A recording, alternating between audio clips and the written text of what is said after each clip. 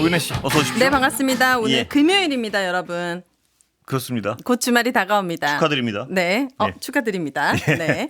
자, 6월의 기영님께서 축구협회 인터뷰를 들으시고 전부 다 양궁협회처럼 해야 합니다. 무조건 실력 위주, 학연이고 인맥이고 뭐고 무조건 실력 위주로 가면 문제 없습니다. 그렇습니다. 이렇게 하면 될 것 같은데 참 원래 쉬운 원칙이 잘 지켜지기 어렵죠. 저게 네. 너무 당연할 거라고 생각했는데 그렇죠. 그러지 않는 곳이 이렇게 많다라는 거를. 너무나 많은 것 같아요. 네. 예. 2854님께서 우리는 사실 윤한 사이가 궁금하지 않습니다. 여야가 만나서 국민이 어떻게 살아가고 있는지 어떻게 하면 행복한 삶을 위해 도움을 줄까 생각하고 실행에 옮겨야 할 때입니다. 가슴이 답답합니다. 맞습니다. 공감합니다. 네, 예. 너무 공감합니다. 4106님께서 어찌 되었든 검찰 권력의 대대적인 개편이 필요해 보입니다. 이렇게 엉망인 상황에서도 우리 사회가 생각한 것보다 큰 탈 없이 그럭저럭 잘 버티는 것은 이 시간에도 자신의 자리에서 최선을 다하는 국민 여러분들의 덕분이겠지요. 다들 조심해서 귀가하시고 즐거운 주말 맞이하시기 바랍니다. 이 말씀에 저 약간 닭살 돋았어요. 맞습니다. 진짜 우리 국민성이 이렇게 높은데 예. 이것에 대해서 우리가 자부심을 갖고 이 어려움을 잘 극복했으면 좋겠습니다. 그렇습니다. 네. 예. 자, 오늘 하프타임에서 지난 시간에 오타니 선수의 50-50기로 네, 얘기했었는데요. 드디어 제가 가르쳐드린 보람이 있습니다. 네, 제가 어우, 잠깐. 5천원 만에 야구를 아는 척했더니 참 저도 그날 기뻤습니다. 네. 욕을 제가 많이 먹더라고요. 아니요, 댓글로. 전 저보다 네. 모르는 분이 있다는데 상당한 쾌감을 느꼈어요. 예.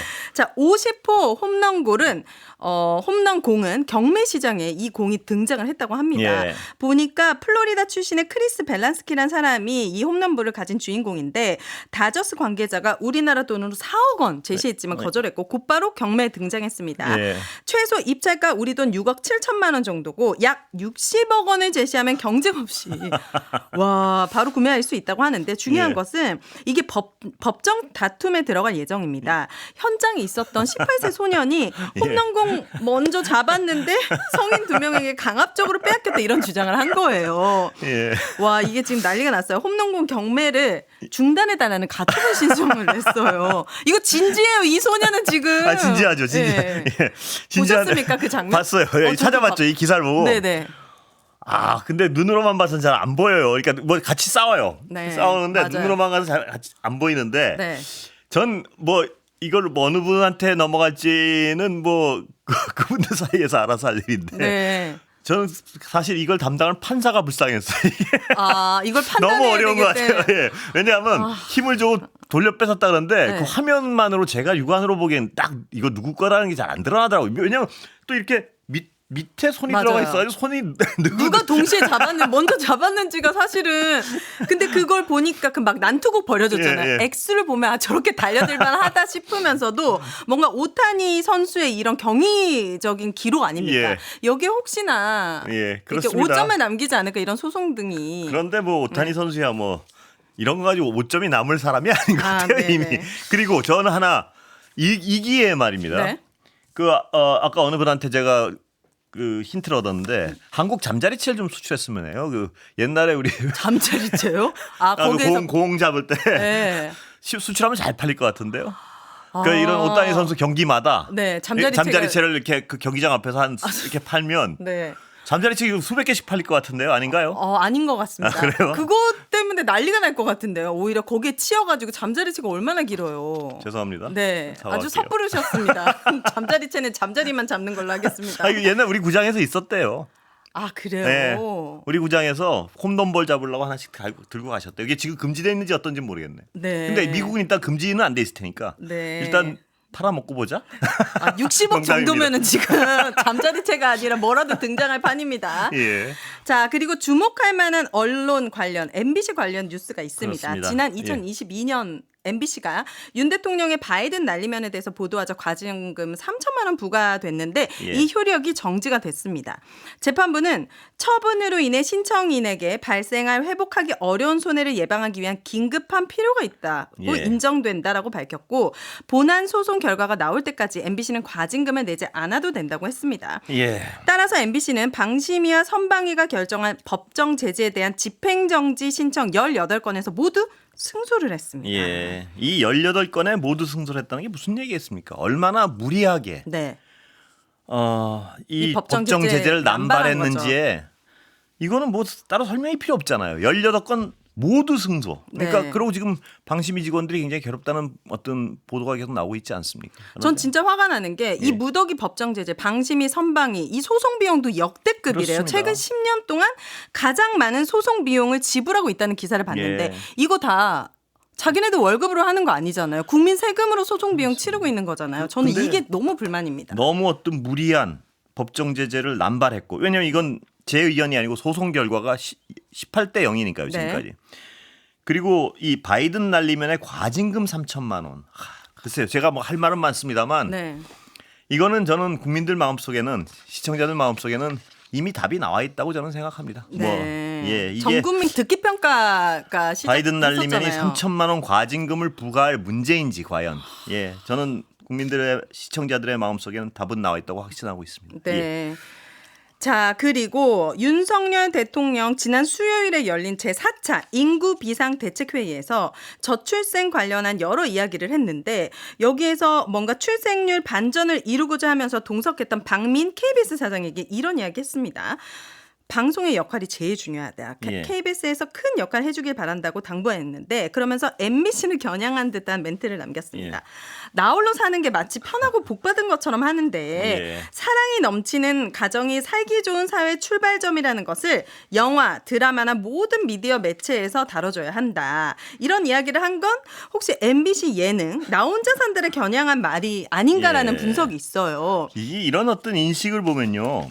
뭐 나경원 의원도 이런 과거에 비슷한 예. 얘기했었죠. 2022년 일인 라디오 가구는, 인터뷰에서 예. 정확하게 얘기했습니다. 어떤 프로그램을 흉보는 건 아니지만은 혼자 사는 게 더 행복한 걸로 너무 인식되고 있다. 그러니까 이게 약간 국민들의 수준을 정말 모욕하는 것 같아요. 무슨 얘기냐면 옛날에 제가 어렸을 땐 음반에 건전가요라고 있었어요. 그 모르시죠? 아, 왜 모른 척 하세요? 정확하게 모릅니다. 건전가요. 네. 예, 그게 뭐냐면 음반 끝에다가 건전한 내용을 담은 가요를 의무적으로 체크를 해요? 예, 아니요. 붙여줘요? 그 가요 끝에 그게 노래예요. 그걸 네. 그 발상이 뭐겠습니까? 건전가요를 틀면 사회가 건전해지나요? 아. 근데 이게 흡사 방송에서 무슨 캠페인을 해야지 사회가 이런 인식이 있는 거 아닌가 하는 점하고 네. 무슨 방송 오락 프로를 어떤 건전가요의 개념으로 보고 있는 게 아닌가. 또 그 건전가요를 튼다고 해서 그 본질적인 어떤 문제가 해결되지 않는데 무슨 출산율이 늘고 그럼 행복하게 사는 그 다둥이 가정만 계속 보여주면 출산율이 획기적으로 느나요? 그러니까 인기 있는 사실 드라마나 프로그램은 그 시대상을 정확하게 반영하는 반영했을 때 것이죠. 그게 네. 인기가 있는 거거든요. 그러면 왜 사람들이 이걸 좋아하는지를 분석하고 그러니까 이런 얘기가 아까 말씀드린 건전가요식으로 어떤 아직도 방송을 쳐다보고 있는 거 아닌가 그런 생각이 들고 네. 또 하나는 찬바람 쐬서 감기가 걸렸다 그러니까 감기 걸려서 찬바람이 분다고 얘기를 하는 뭐 그런 원인과 결과를 완전히 뒤집은 거 아닌가. 지금 네. 현상 때문에 그런 현상을 반영한 오락 프로를 만든 것인데 네. 그걸 완전히 뒤집어가지고 그 오락 프로 때문에 국민들이 결혼 안 하고 있다는 식으로 해석을 하는 그 발상이 참 저로서는 이해하기 어렵습니다. 예. 네. 그럼 지금 이 시대 대추나무 사랑 관련이라든지 그건 아시네요? 네, 웬일로 또 그건 안 쳐가십니까? 뭐 한지붕 세 가족, 예. 한지붕에 세 가족이 살고. 그것도 옛날 건데요. 맞아요. 전 기억나요. 제가 어렸을 때 봤던 그 시대를 반영하는 거잖아요. 예. 지금은 그런 대가족의 형태도 없고. 그러면 건전가요도 아실 거예요. 잘 생각해 보면. 그럼 건전가요의 반대가 불건전가요예요? 그때 그래서 저거 많이 하지 않았습니까? 뭐냐면 네. 뭐죠? 제재 많이 했죠. 네, 아침 이슬 같은 예, 거. 그렇죠. 네, 말도 안 되는 이유로. 예. 저는 이제 조금 저출산에 대해서 우리가 바라보는 시각이 달라져야 되는 게 제가 당장 오늘 아이를 낳아도 예. 20년이 걸려야지 경제 활동을 할 수 있는 나이가 예. 되는 거잖아요.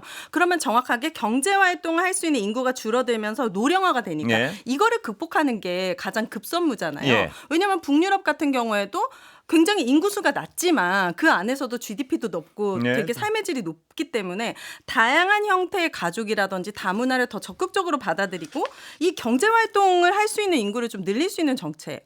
그렇습니다. 저는 그런 그리고 것들을 좀 현실적인 정책을 했으면 좋겠습니다. 아까 지금 잠깐 말씀하셨지만 무슨 1인 가구는 굉장히 비정상적이고 뭐 약간 어떻게 들어보면 해서는 안 될 일이고 이런 인식이 있는 것 같은 것도 굉장히 불쾌한 거예요. 국민들로서. 당연하죠. 1인 가구가 얼마나 많은데 지금 그 어떤 자신의 선택한 삶의 방식이 있는 건데 그렇죠. 그걸 굉장히 비정상적이고 뭐 바람직하지 않은 상황이고 이렇게 네. 규정했기 때문에 이런 발언이 나올 거란 말이에요. 그렇죠.